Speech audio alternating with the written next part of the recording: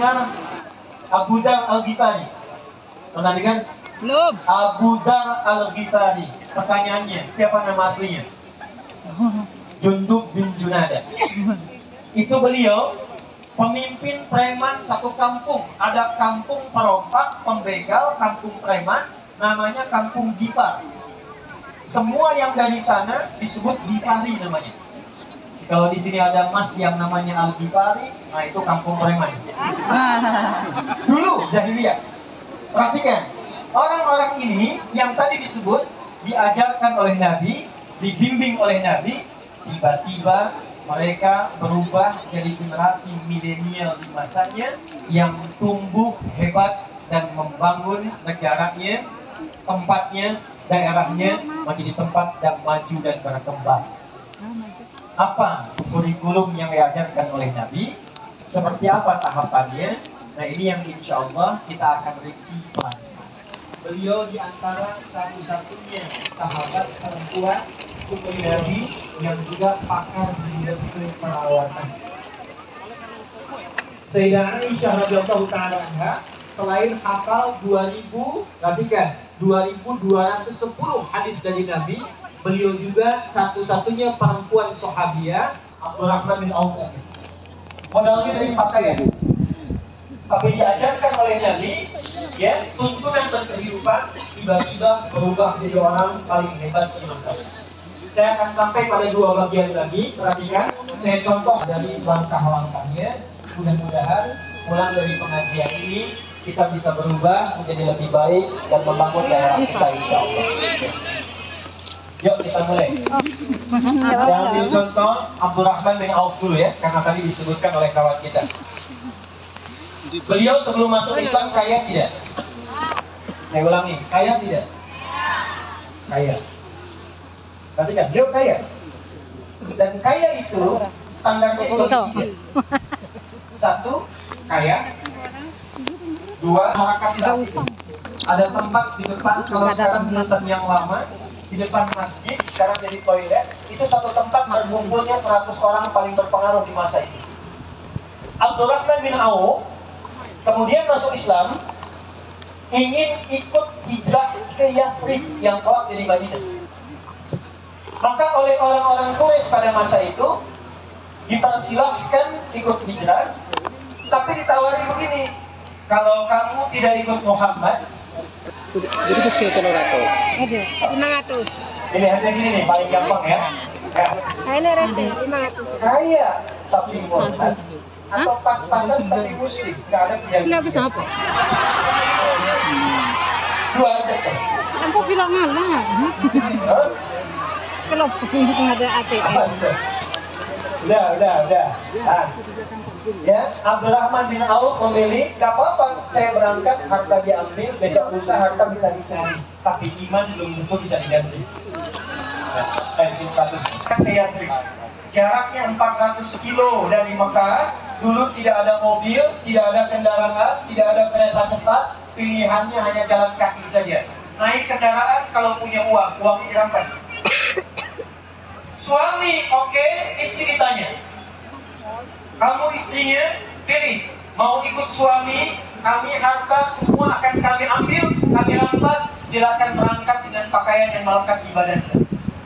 Tapi kalau memilih tinggal di Mekah, putus dari suami, harta suami akan diberikan, ditambah dan diberikan kesempatan, silahkan pilih pemuda paling ganteng di Mekah, pernikahannya akan difasilitasi. Bentar yang para pria ya, nih ibu-ibu nih ya, juga yang teman-teman yang muslimah yang belum menikah, kalau diberikan pilihan bagi yang menikah, ikut suami berangkat keluar tapi harta tinggal semua dirampas, bawa pakaian saja, atau tinggal tapi diberikan harta tambahan, boleh pilih menikah dengan pemuda manapun, difasilitasi pernikahannya. Kalau saya tanya gambarannya begini, kalau ada yang tawarkan, pulang ke Jakarta tapi semuanya ini harta tinggal, bawa badan saja, atau tinggal di sini harta dikasih, pilih anak muda paling cakep di Taiwan, difasilitasi pernikahannya. Jadi mana? Ikut suami atau tinggal?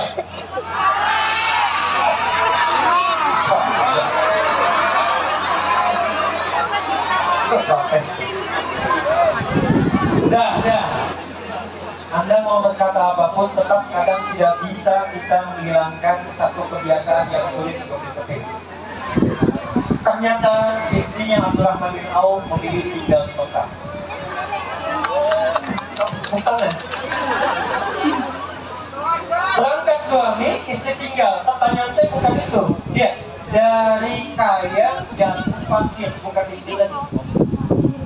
Dari kaya jatuh fakir. Kalau miskin masih punya pekerjaan, tapi hasilnya belum mampu memberikan kehidupan yang layak. Kalau fakir sudah nggak punya pekerjaan, untuk kehidupan pun tidak mudah. Fakir. Tapi apa yang terjadi? Beliau berangkat kemudian ke Yathrib, ke Madinah. Hebatnya orang Madinah, mereka menyambut orang-orang yang hijrah muhajirin dengan sifat sesuai kebutuhannya. Disambut, datang haus, diberikan disambut oleh orang bawa minuman. Datang lapar, disambut oleh orang bawa makanan. Nah, menyambut sesuatu sesuai kebutuhannya itu disebut dengan nasir. Jamaknya disebut dengan ansor. Kenapa kaum ini disebut dengan ansor? Bukan hanya menolong, bukan hanya baik, tapi dia menolong sesuai dengan kadar kebutuhannya. Butuh minum, bawa minum. Butuh makan, bawa. Nah, ini orang kaya jatuh fakir, maka disambutnya oleh orang paling kaya di Madinah. Perhatikan kata-katanya. Akhil karim atau kama qala. Sami'tu annaka kunta ghaniyyan. Saya dengar Anda pernah kaya. Kalau ingin kaya lagi, ambil setengah harta saya. Saya dengar Anda ditinggalkan oleh istri. Kalau ingin menikah lagi, pilih perempuan paling cantik di Yathrib ini di Madinah. Sekalipun bagian keluarga saya akan fasilitasi pernikahan. Bagian ya. Kalau Anda jadi Abdurrahman bin Auf pada saat ini, datang ke Madinah ditawari, kalau ingin kaya, kata orang paling kaya di masa itu, ambil setengah harta saya. Kalau pengen nikah lagi, pilih perempuan paling cantik di Madinah, sekalipun keluarga saya fasilitasi pernikahannya.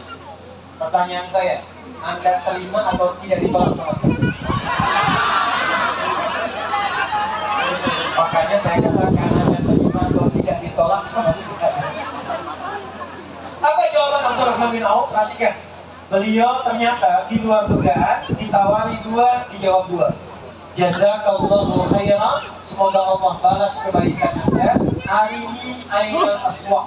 Cukup tunjukkan kepada saya di mana pusat bisnisnya, di mana pasarnya, biarkan saya berusaha dengan modal petunjuk Nabi yang telah diajarkan pada saya. Anda bayangkan, ditawarkan setengah harta dari orang kaya, beliau tolak dengan cara yang halus. Beliau ingin buktikan petunjuk Nabi, ajaran Nabi kalau dipraktekkan membuat saya jadi lebih baik, perilaku saya baik, dan kekayaan saya pun akan kembali menjadi baik. 2 tahun setelah itu, jadi orang paling kaya di Madinah. Nah, sekarang petunjuknya apa? Ini akhir materi kita.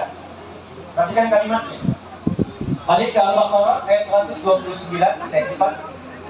Rabbana wab'ath fi rasulan minhum yatlu 'alaihim ayatika. Nah, ini rahasia. Tadi saya sampaikan, saya ingin menyampaikan rahasia. Ini rahasia. Ya Allah, mohon utus nanti seorang nabi yang hebat, yang unggul, lahirnya di dekat Ka'bah, dan dia mengajarkan pada umatnya ayatika, ayat-ayat. Saya tanya pada teman-teman, Nabi dapat ayat tidak? Saya ulangi, Nabi dapat ayat tidak? Saya ulangi, Nabi dapat ayat tidak? Yang dapat, yang jawab dapat, berapa ayat? Ayo, berapa ayat? Sini, yang sini. Nabi dapat ayat dari Allah, berapa ayat? Berapa? 6.000? 6.300? Lebih dikit. Nah, 6.236 hasil googling tuh. Benar ya Mas ya? 6.236. 6.236 ayat. Pertanyaan saya yang ini, Mas. 6.236 itu disebut apa namanya? Kalamullah. Apa lagi?